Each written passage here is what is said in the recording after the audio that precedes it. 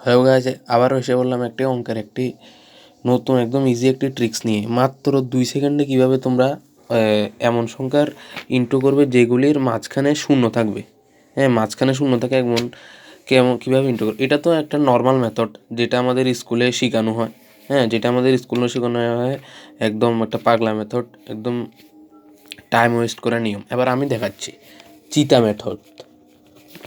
203, হ্যাঁ, 405, ঠিক আছে, ইনটু করো, এটা ইনটু করো 50, এটা ইনটু করো 8। এবার কি করবে, 5 দুগুণে 10, 3 চারা 12, এটা ক্রস মাল্টিপ্লাই করে ইনটু প্লাস করে দেবে 22।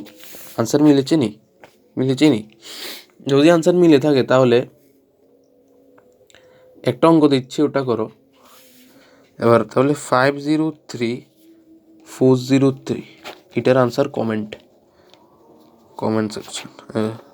সেকশনে বলে দাও।